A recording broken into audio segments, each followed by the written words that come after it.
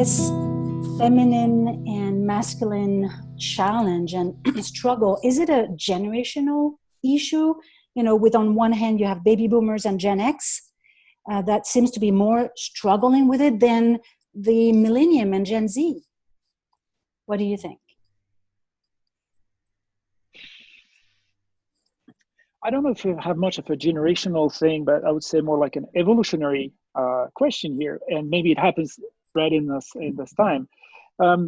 Just putting back my hat as a researcher in collective intelligence, I noticed that that this research field shows that we start to end a 5,000 years cycle of pyramidal collective intelligence.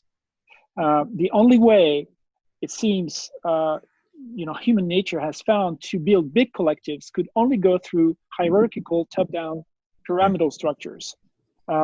Nature has done that. I don't know if we could have done otherwise. I can't revisit the past, reinvent the past. It has worked this way.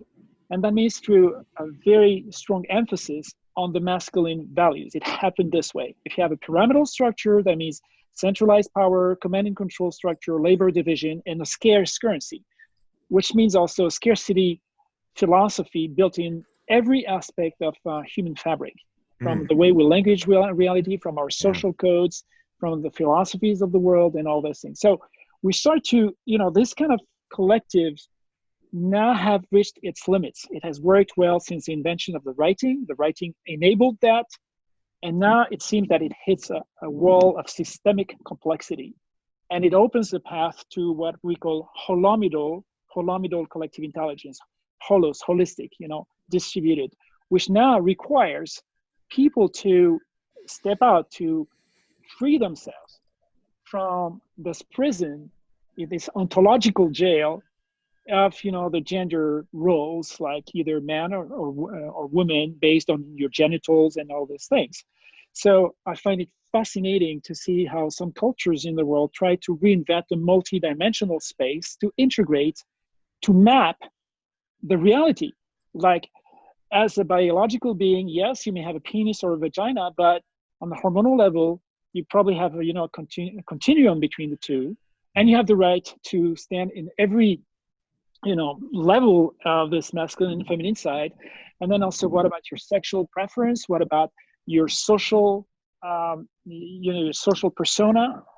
Who do you want to exist as, with the others in the social field? And what also on the more spiritual side. So we have a kind of multi-dimensional space where, you can have a feminine body, but a drive towards either the feminine or the masculine or anything in between or outside of the box. And you may also want to appear as a non-gendered person or very masculine or very feminine or anything you may invent. So we need an ontology, we need a language to do that. And I feel really fascinating that it happens.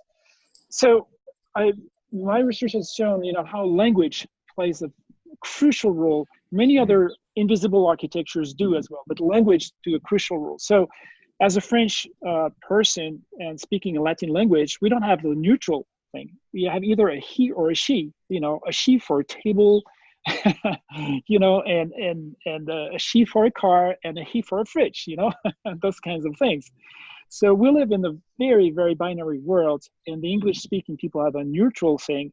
So I think that language offers today more evolutionary capacities to invent a new repertoire of words, but not just, the neutral thing. We also need to address the constructs, like how we describe the world. And I can share more maybe about that. Like, why do I speak, for instance, not exactly in English, but in E prime, an English prime, a derivative of English, or what I speak in French with F prime, a derivative of French, because I try to address, to hack the language that I can speak in order to build a different matrix inside myself and with others. What would you want to share, Mark, about that question?